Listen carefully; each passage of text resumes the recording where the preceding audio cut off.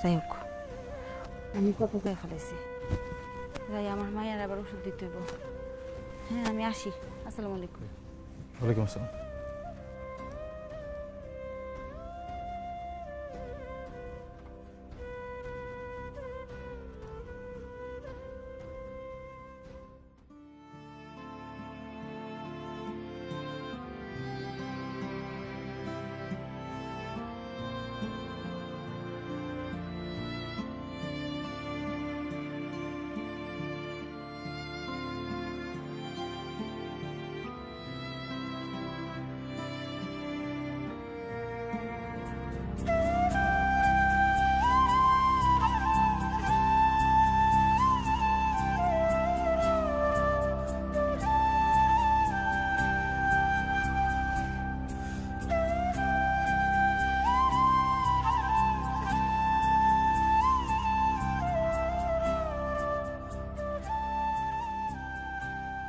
সত্যি কি সালেহাই আমার নেহারিকা?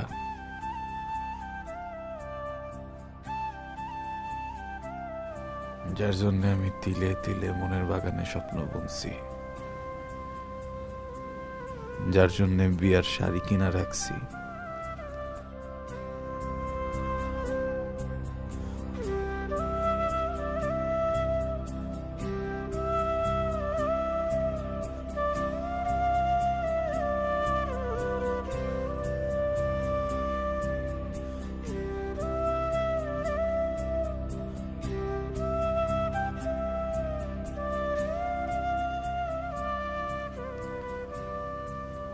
সেই শাড়ি এখন আমি কারে পরাবো? আমার জন্য আজকে আমার নিহারিকা তুষের অনলে পুরা মরতেছে। আমি এখন কিভাবে নিহারিকারে বলবো, যার জন্য এতদিন অপেক্ষা করছিলা? আমি সেই হতভাগা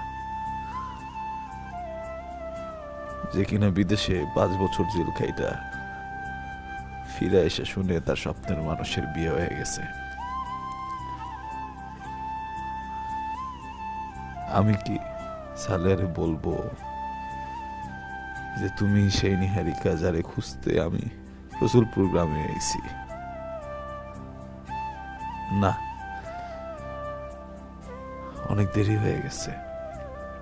এখন আমি তারে কিছু বললে সে আমারে ভুল বুঝবে, তারাই দিবে। তার এই অসময়ে আমারে পাশে থাকতে দিবে না। নিহারিকা, আমি কথা দিতেছি ছায়া হয়ে থাকুন তোমার, কিন্তু আমার পরিচয় তোমার জানতে দেব না।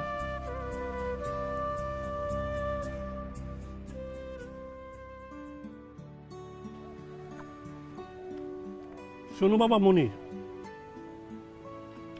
তোমার দুঃখ আমরা ছাড়া এই জগতে কেউ বুঝবো না।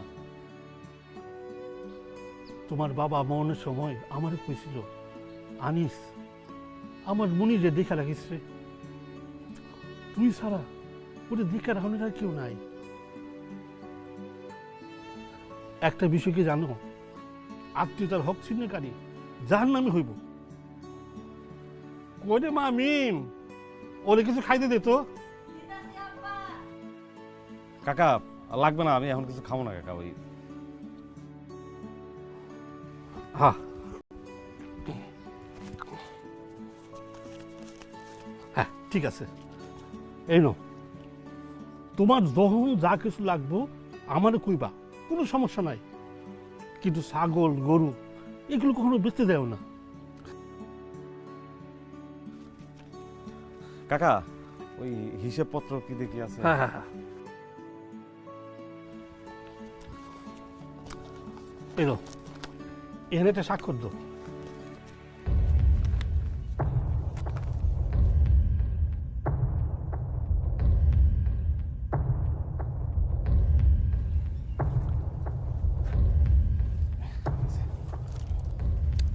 ঠিক আছে, আমি তাহলে এখন যাই কাকা।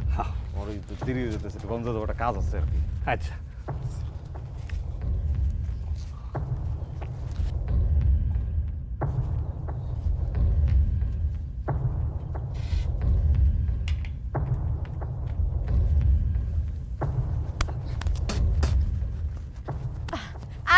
ভাই দাঁড়াও। কি হয়েছে কিছু কবি? তাড়াতাড়ি কর, দেরি হয়ে যেতেছে আমার। আচ্ছা মনির ভাই, তুমি কি কোনো কিছু বুঝো না? আব্বা কি শুধু শুধু তোমার এতগুলা টাকা দেয়?